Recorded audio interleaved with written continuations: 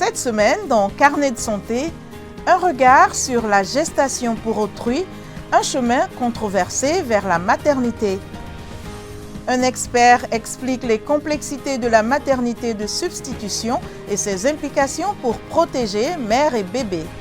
Enfin, le Malawi milite en faveur d'une réforme des lois sur l'avortement. C'est dans cette édition de Carnet de santé.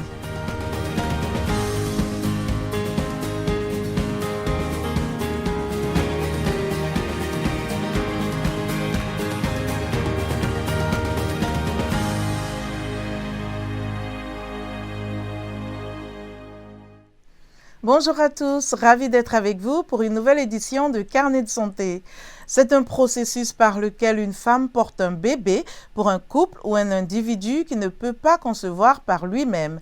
La maternité de substitution ou gestation pour autrui, GPA, est en plein essor sur le plan mondial. Elle représente une solution pour de nombreuses personnes qui font face à l'infertilité. Dans la maternité de substitution traditionnelle, les ovules proviennent de la mère porteuse. Dans la maternité de substitution gestationnelle, les ovules peuvent être prélevés chez la future mère ou une donneuse. La maternité de substitution est pratiquée pour des raisons non commerciales afin d'aider une personne dans le besoin ou pour des raisons commerciales comme source de revenus pour la mère porteuse. Cette pratique est légale dans plusieurs pays dans le monde, ce qui n'est pas le cas dans beaucoup de pays africains. Collins Adede nous en parle de Mombasa au Kenya. Le récit est de John Linden. La maternité de substitution est un processus par lequel une femme porte et met au monde un enfant pour le compte d'un autre couple ou d'une autre personne. Les mères porteuses sont fécondées in vitro. Bien que la plupart des cas restent confidentiels, les statistiques montrent que dans le cas de la maternité de substitution traditionnelle, le taux de réussite de l'accouchement est d'environ 60%. Le docteur Wile Kikwa, gynécologue à Mombasa, ville côtière du Kenya, explique que la maternité de substitution gagne en popularité en raison d'une prise de conscience croissante dans la plupart des sociétés africaines. Nous avons deux types de mères porteuses. La personne qui porte un bébé au nom d'une autre personne est la même que celle qui donne les ovules. Il y a deux façons de procéder.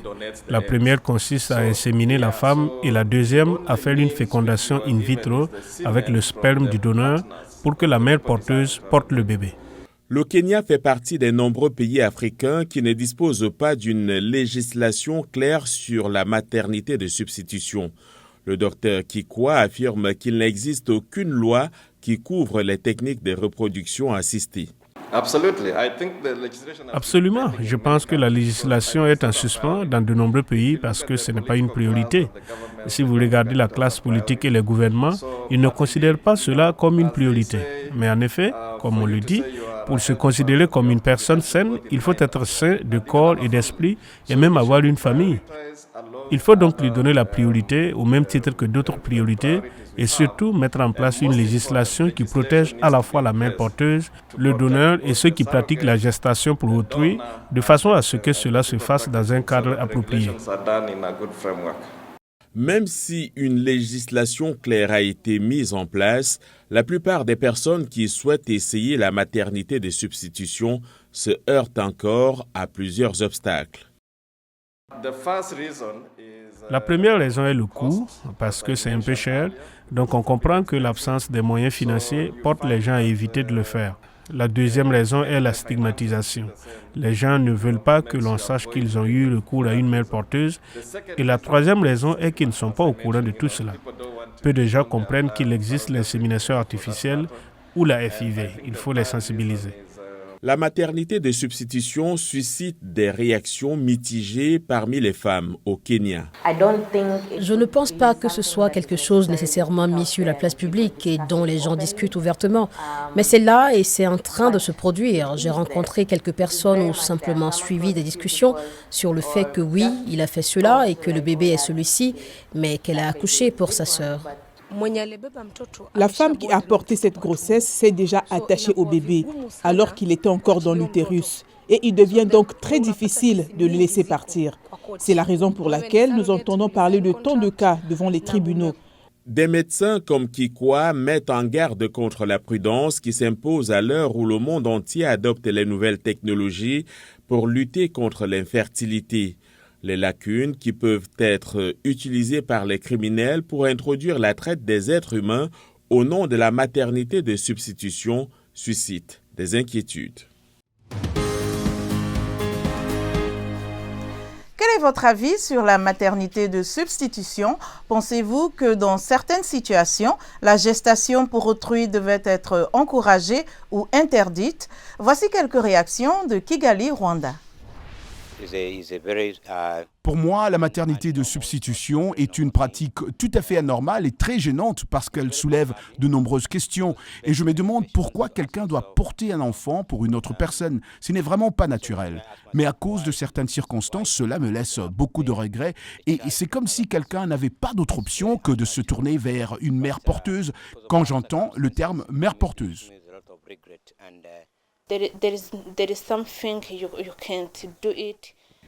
Il y a quelque chose que vous ne pouvez pas faire pour quelqu'un, mettre au monde un enfant par exemple et le donner à quelqu'un, parce que l'amour, le sentiment entre la mère et l'enfant commence lorsque vous êtes enceinte. Durant la grossesse, quand vous êtes assise, vous êtes fatiguée. Quand vous dormez, vous êtes fatiguée. Quand vous marchez, vous êtes fatiguée. Vous souffrez donc plus qu'une personne qui n'est pas enceinte. Je ne suis pas favorable à la maternité de substitution. Il n'y a aucune raison compréhensible de donner un enfant à une autre famille après la grossesse et même l'accouchement. Ce bébé n'appartient pas à un couple qui donne des ovules. Il doit appartenir à une femme enceinte de 9 mois. Vous devez savoir que l'enfant connaît ses parents avant même sa naissance. Vous ne devez pas venir dire que cet enfant vous appartient alors qu'il ne vous connaissait pas avant. Je ne suis pas favorable à la maternité de substitution. Il n'y a aucune raison compréhensible de donner un enfant à une autre famille après la grossesse et même l'accouchement. Ce bébé n'appartient pas à un couple qui donne des ovules. Il doit appartenir à une femme enceinte de 9 mois. Pour ma part, la pratique des mères porteuses ne pose pas de problème si une femme accepte de porter et de donner naissance à un enfant pour le compte d'une autre personne. Il n'y a pas de problème si cela se fait dans le cadre d'une compréhension mutuelle. C'est bien parce que les familles qui vont chercher des enfants dans les orphelinats les considèrent comme les leurs. Le docteur Josiah Mutir est professeur d'obstétrique et de gynécologie à l'hôpital universitaire de Jos au Nigeria. Il nous en dit plus sur la gestation pour autrui et explique certains avantages et inconvénients de la maternité de substitution. L'infertilité est un problème auquel nous devons faire face lorsque nous recevons des patientes dans le département de gynécologie. Le taux d'infertilité est assez élevé, en particulier en Afrique, où certaines maladies infectieuses bloquent les trompes des Fallope des femmes. Parfois, une femme peut avoir une grossesse et faire plusieurs fausses couches. Et à cause d'une frustration, elle essaiera parfois la fécondation in vitro 3, 4 ou 5 fois. Et vous savez, elle se dit simplement qu'elle ne réussira pas à nouveau et c'est pourquoi elle opte pour la maternité de substitution. La maternité de substitution est donc une pratique qui s'est imposée. Même si nous la pratiquons pas vraiment dans notre pays, elle est pratiquée d'une manière ou d'une autre dans d'autres zones. Mais je pense qu'elle est pratiquée au Nigeria. Personnellement, je n'y vois rien de mal. Comme je l'ai dit, en tant que scientifique, je sais fondamentalement que la religion dit qu'il ne faut pas commettre l'adultère et donc le mari de cette femme ne commet donc pas d'adultère avec la mère porteuse. Ce qu'il faut mentionner, c'est que ce n'est pas aussi simple que nous le pensons parce que bien souvent, lorsqu'elle le fait, lorsque la grossesse est mise en elle, qu'elle tombe enceinte et qu'elle porte la grossesse, quelque part, elle s'habitue à la grossesse et les choses lui appartiennent. Au fil du temps, nous avons constaté que la femme hésite à donner son bébé, de l'abandonner à quelqu'un d'autre. L'un des avantages de la maternité de substitution est que le sexe du bébé peut être choisi, déterminé. Ils peuvent donc déterminer le sexe masculin du futur bébé, par exemple. Parfois, après l'accouchement du bébé, le père biologique et les autres membres de la famille peuvent refuser de s'acquitter de leurs obligations. Ce sont là quelques-unes des choses pour lesquelles je dirais que les documentations sont parfois défaillantes. Et je vois les moyens disponibles pour le faire. Les mères porteuses sont disponibles là où il y a ce que nous appelons la FIV, la fécondation in vitro, pour aider les personnes qui n'étaient pas enceintes. La maternité de substitution peut être réalisée correctement. La seule chose à faire est de bien conseiller, expliquer, guider et suivre les personnes impliquées dans le processus. Permettez-moi de dire aux personnes qui désirent faire appel à une mère porteuse que c'est assez cher parce que la femme recevra des soins prénataux pendant toute la durée de la grossesse. Elle sera bien sûr nourrie, elle bénéficiera de soins prénataux et de toutes les analyses. Puis, vous devrez payer les frais juridiques parce qu'aucun avocat ne rédige un document pour vous le remettre gratuitement. Il faut donc payer les frais de justice et le forfait convenu. Il y a donc un accord global en dehors de l'argent qui sera dépensé pour obtenir des soins médicaux pendant la période de la grossesse.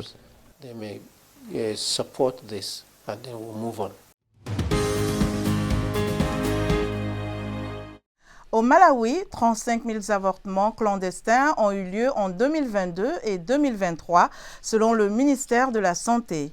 D'après les défenseurs du droit à l'avortement, ces procédures dangereuses font partie des raisons pour lesquelles le soutien au droit à l'avortement a augmenté ces dernières années. Chimweme Padata a plus de détails depuis Lilongwe dans ce reportage relaté par Michel Joseph.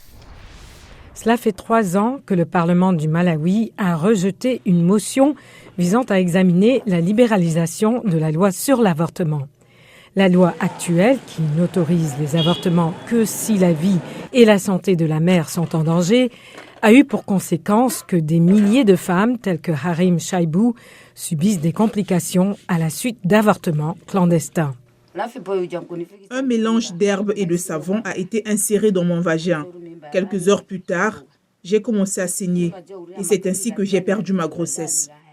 Le ministère de la Santé du Malawi a reconnu que les statistiques indiquent qu'entre 2022 et 2023, 35 000 avortements à risque ont été pratiqués, ce qui a conduit les femmes à chercher des soins post-avortement dans les établissements de santé publique. Nous entendons parler de personnes qui se font avorter elles-mêmes, ce qui entraîne de nombreuses complications. En plus de l'anémie, elles subissent des ruptures d'utérus et développent des infections de l'utérus ou de l'ensemble de l'appareil reproducteur. Les militants des droits des femmes continuent à faire pression pour une réforme de la loi sur l'avortement qui étendrait le droit à l'interruption de grossesse.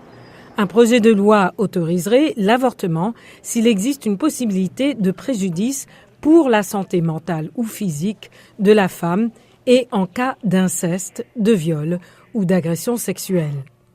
Le docteur Matthews Ngwale, président de la commission parlementaire de la santé, affirme que la loi actuelle met des vies en danger. Nous sommes préoccupés par les décès qui surviennent chez les femmes dans ce pays. Les femmes meurent, elles meurent alors que nos hôpitaux peuvent leur sauver la vie. Devrions-nous laisser mourir nos femmes alors que nous pouvons faire quelque chose? Lorsque le projet de loi a été initialement annoncé en 2016, des groupes religieux ont organisé des manifestations de grande ampleur en signe de protestation et restent fermement opposés à toute libéralisation des lois sur l'avortement. Du côté des chefs religieux, il y avait encore beaucoup de résistance. C'est pourquoi nous nous sommes retirés et nous avons commencé à élaborer des stratégies. Au moment où je vous parle, nous continuons à mener ce plaidoyer, cette campagne. Les partisans du projet de loi font du porte-à-porte dans les zones reculées pour informer sur les dangers des avortements à risque, tout en faisant pression pour que le Parlement engage le dialogue. Notre émission tire à sa fin. Pour plus d'informations et l'actualité, rendez-vous sur notre site web voaafrique.com. Vos questions et réactions sont toujours les bienvenues sur la page Facebook de VOA Afrique. Vous pouvez aussi me suivre sur X @linornoudou. Merci de votre fidélité à Carnet de santé. D'ici la semaine prochaine, portez-vous bien. À bientôt.